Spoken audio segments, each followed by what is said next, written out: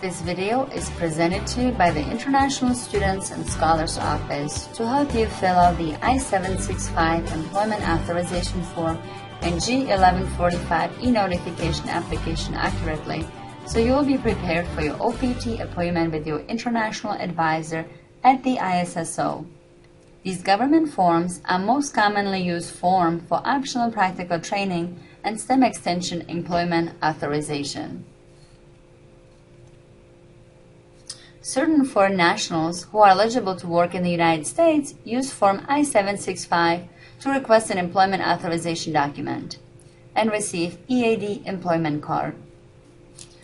Be sure to sign the form at applicant signature. The fillable version of Form I-765 now includes "Don't forget to sign" messages and an arrow pointing to the signature box and reminders for when you print the completed form for mailing. USCIS rejects any unsigned Form I-765. Having to return it to you for a signature will delay processing of your application. Make sure that the signature does not go over the signature lines as shown. ISSO staff anticipates for you to have this form filled out completely prior to your OPT or OPT STEM appointment. G-1145 is used to request a text message and/or email when USCIS accepts your form.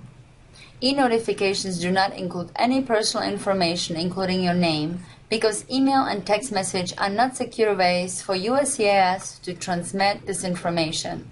The notification will list your receipt number and tell you how to obtain case status information. Here is an example of message you will receive about your I-765 case.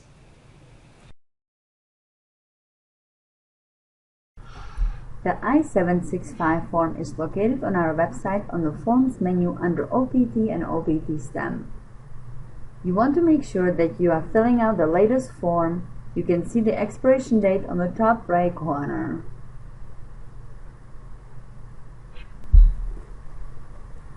We strongly recommend that you type in the form online instead of writing it by hand. First, select permission to accept employment. For students applying for OPT STEM, you will check the box renewal of my permission to accept employment. Next, you will fill out your name as it's listed on your I-20, which should also match the spelling on your passport. Your family name or last name should be in capital letters. If you have more than one last name, please fill them both in with capital letters. If you have a middle name, make sure to fill it out. Make sure your names are clearly separated.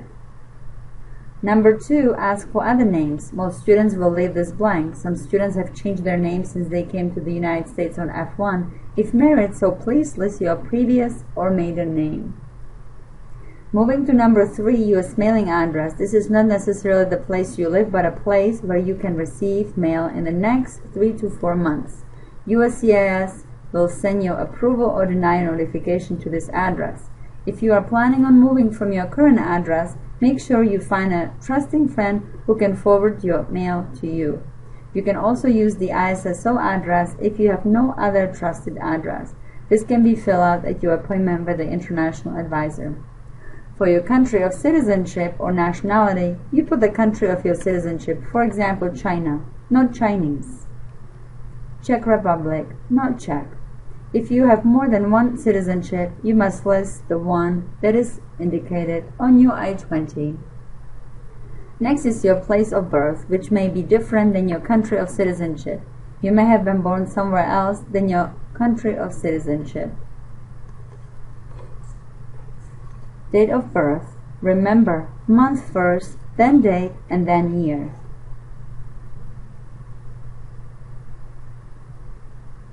Next, it's your gender. Moving to number 8, it's your marital status, your current status. Number 9, your social security number. If you have one, you must include it. If you do not have a social security number, please leave this blank. Number 10. Your alien registration number is your I-94 number, which can also be retrieved at i94.cbp.dhs.gov. Most students will not have an A number, but will have I-94 number that is issued to you at your last port of entry in the United States. Number 11 indicates if you ever apply for OPT or any other employment authorization through USCIS before such as economic necessity. If you have, you would say yes. If you have work on campus or on curricular practical training, CPT, this does not count. For the address, you do not need to remember the address, but should remember which service center received processed your application. You can find this again on uscis.gov and then click on Tools and then find USCIS Office, Service Centers, and our National Benefits. This is where you can find which center processed your OPT for your state. For Oakland University, we currently use the Nebraska Processing Center. Last part of number 11 has to be filled out. If you have any additional documents such as denial letter, please include them in your packet as well as any previous OPT EAD card. Next, the day of your last entry. It should be listed on your passport, on your I-94 card, or available online. Place of last entry in the United States will be such as Detroit, DTW. Again, this will be listed in your passport or online. You want to enter the latest stamp. Status of your last entry, which in most cases would be F1 unless you came under a different visa category and have applied for a change of status to F1. You may list H4 or other visa category you entered the country last. Next is your current immigration status, which should state F1 student.